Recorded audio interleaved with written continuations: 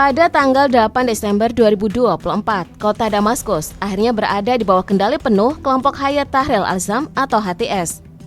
Bersama dengan kawasan-kawasan strategis lainnya, keberhasilan ini menandai berakhirnya era kepemimpinan Bashar al-Assad, seorang tokoh yang telah memegang kekuasaan di Suriah selama lebih dari 50 tahun.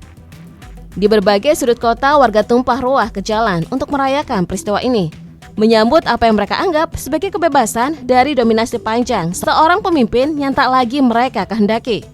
Keberhasilan HTS tentu tidak terjadi begitu saja.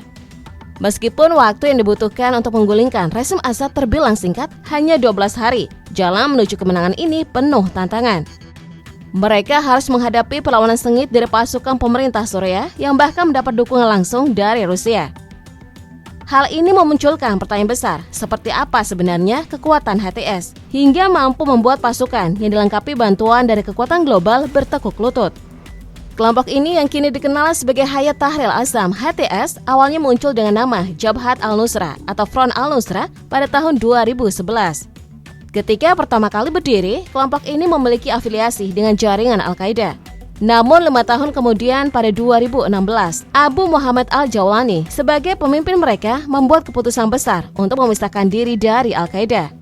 Ia juga mengganti nama kelompok tersebut menjadi Hayat Tahrir al-Sham, yang berarti Gerakan Pembebasan Suriah Raya. Tujuan mereka tidak main-main, menggulingkan Bashar al-Assad dari kursi kekuasaan dan membangun sistem pemerintahan Islam berbasis fundamentalisme di Suriah. Seiring waktu, HTS berkembang menjadi salah satu kelompok paling dominan di Suriah. Mereka memperluas wilayah pengaruh ke Idlib dan Aleppo dan secara agresif menyingkirkan kelompok-kelompok lain yang dianggap sebagai ancaman. Ambisi mereka sangat jelas, merebut kendali atas wilayah-wilayah yang masih berada di bawah kekuasaan pemerintah Suriah. Selama lebih dari 13 tahun, kelompok ini dipimpin oleh Ahmad Hussein al-Sha'ra yang lebih dikenal dengan nama Abu Muhammad al-Jawlani, sosok yang menjadi otak dari kekuatan besar HTS di medan konflik Suriah. Abu Muhammad al-Jawlani, pemimpin Hayat Tahrir al-Sham HTS, lahir di Suriah dari keluarga yang harus mengungsi dari dataran tinggi Golan setelah perang tahun 1967 saat Israel menduduki wilayah tersebut.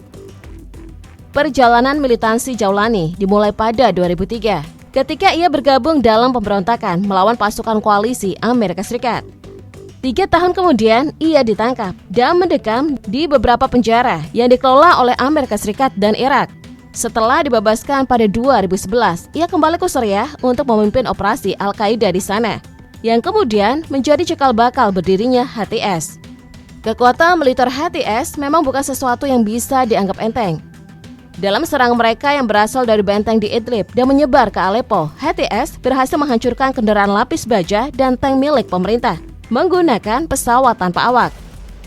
Serangan ini menunjukkan kombinasi strategi yang cerdas dan pemanfaatan teknologi modern yang dimiliki HTS. Salah satu unit andalan HTS yang sangat terkenal adalah Brigade Merah, sebuah kelompok dengan kemampuan luar biasa. Para anggota brigade ini mendapatkan pelatihan intensif serta pengondisian khusus sebelum diterjunkan ke garis belakang musuh. Brigade ini terdiri dari pejuang yang sudah sangat berpengalaman dan mampu bertahan hidup dalam situasi pertempuran ekstrim selama bertahun-tahun. Keberadaan unit ini menjadi salah satu pilar kekuatan HTS di medan perang.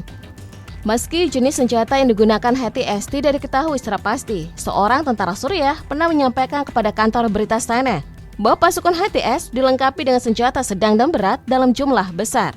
Dengan perlengkapan tersebut, mereka mampu menyerang berbagai wilayah strategis Suriah, termasuk lokasi-lokasi militer penting.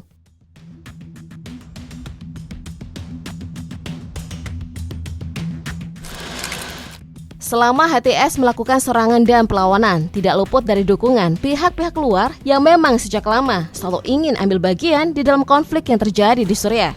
Negara yang disebut-sebut sebagai pendukung utama HTS adalah Turki. Dukungan yang diberikan oleh Turki terhadap HTS sudah sekian lama diberikan. Kalau dilihat lebih jauh, Turki pun sebenarnya sudah masuk ke dalam perang sipil di Suriah sejak 2011. Pemerintah Turki telah sepenuhnya memberi dukungan kepada Free Syrian Army, yang mana merupakan pasukan perlawanan terhadap pemerintah Bashar al-Assad. Keseriusan Turki dalam memberikan dukungan terhadap HTS terlihat dari adanya organisasi intelijen nasionalnya MIT yang melatih khusus tentara FSI. Organisasi ini tak hanya diciptakan untuk memerangi tentara Assad, tapi juga memerangi kelompok ISIS yang ketika itu tengah jadi musuh bersama di kancah global. Selama kurun waktu beberapa bulan terakhir ini, pemerintah Turki bahkan sudah mendesak agar Bashar al-Assad menyetujui upaya rekonsiliasi, tetapi hal itu ditolak. Al-Assad bersikeras menginginkan agar Turki lebih dulu menarik ribuan tentaranya dan milisi mereka yang ada di wilayah Suriah. Sebenarnya Turki mempunyai tujuan utama untuk menggulingkan pemerintahan otonomi Kurdi di Suriah Utara dan Timur, tempat Partai Persatuan Demokratik (PYD), cabang dari Partai Pekerja Kurdistan (PKK) yang tidak diperbolehkan untuk berkuasa. Dan kenyataannya dua kelompok kuat yang tengah beroperasi di sana adalah HTS dan SNI. Tidak hanya mengirimkan bantuan berupa pasukan kepada HTS, Turki juga kedapatan menampung sejumlah pengungsi warga Suriah yang terkena dampak dari perang saudara yang tengah berlangsung. Setelah kemenangan HTS pada minggu kemarin, Erdogan pun memberi pernyataan bahwa Suriah adalah milik rakyat Suriah. Ia juga menyebutkan bahwa kini rakyat Suriah akan menentukan masa depan negara mereka sendiri.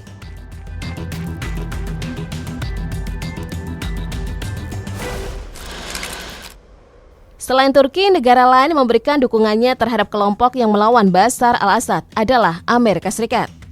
Sebenarnya secara detail, dukungan Amerika Serikat tak hanya ditujukan terhadap HTS, melainkan untuk mencegah kebangkitan kembali ISIS atau Al-Qaeda. Joe Biden mengatakan bahwa pasukan Amerika Serikat akan tetap berada di Suriah Timur Laut, tempat mereka mendukung pasukan pertahanan Suriah yang dipimpin Kurdi melawan ISIL atau ISIS. Ada sekitar 900 tentara Amerika Serikat saat ini berjaga di timur laut negara tersebut. Ia juga berjanji akan terlibat dengan semua kelompok yang ada di Suriah dan bersumpah untuk tetap waspada. Dukungan Amerika Serikat terhadap HTS dimulai ketika Al-Jawlani mengumumkan pemisuhan HTS dari Al-Qaeda yang selama ini memang sudah menjadi musuh bersama di seluruh dunia serta dicap kelompok teroris oleh Amerika Serikat. Maka sejak saat itulah Amerika sengaja membiarkan HTS menjadi kelompok oposisi yang memiliki dominasi paling tinggi di Suriah. Amerika tidak melakukan penargetan terhadap HTS dan Jawlani bukan karena mereka tidak mempunyai kemampuan untuk itu. Amerika sudah tahu alamat HTS berada di Idlib di barat laut Syria. Namun karena HTS dan Jawlani telah membantu Amerika memberikan agen intelijen dan informasi intelijen kepada koalisi Amerika terkait para petinggi ISIS, secara tidak langsung Amerika Serikat mendukung HTS.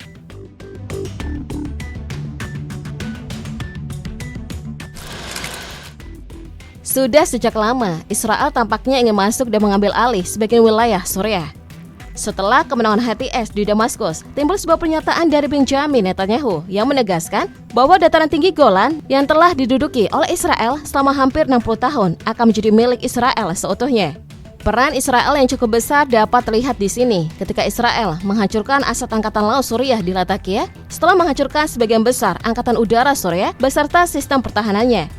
Salah satu operasi udara terbesar yang pernah ada. Terkait hal ini, sebelumnya juga sempat beredar mengenai seorang perempuan bernama Elizabeth Surkov. Surkov yang seorang mahasiswa doktoral berusia 37 tahun yang karyanya berfokus pada Timur Tengah dan khususnya Suriah dan Irak, sempat membeberkan mengenai adanya operasi rahasia Israel di Suriah dan Irak. Ia bahkan sempat dikabarkan menghilang karena diduga mengalami tindakan penculikan. Israel juga sempat memberi pernyataan bahwa mereka telah melakukan serangan udara terhadap sistem senjata strategis di dalam Suriah dan bahwa operasi pasukan darat di wilayah Suriah merupakan langkah terbatas dan sementara. Berdasarkan informasi dari Times of Israel, Carmit Valenci, selaku Kepala Program Arena Utara di Institut Studi Keamanan Nasional di Tel Aviv, mengatakan bahwa alasan utama keberhasilan serang pemberontak baru-baru ini karena adanya akibat dari operasi militer Israel melawan Hizbullah dan Iran yang dimulai sejak 8 Oktober 2023. Ia menduga bahwa HTS melihat suatu pelemahan sekutu strategi Suriah. Ia juga menambahkan bukti mengenai hal tersebut, bahwa banyak pejuang Hizbullah dipindahkan dari Suriah untuk menghadapi invasi darat Israel di wilayah Lebanon.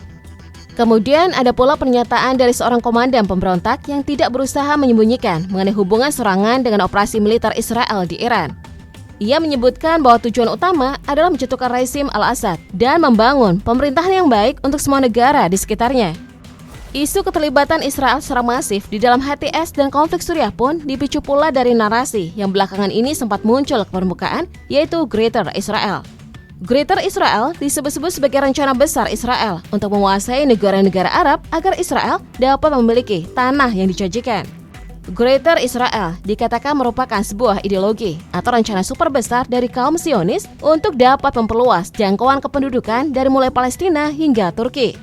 Terkait dengan negara-negara Arab lainnya seperti Iran dan Suriah, tentu bukan tidak mungkin ada di dalam daftar negara-negara yang memang ingin mereka taklukkan.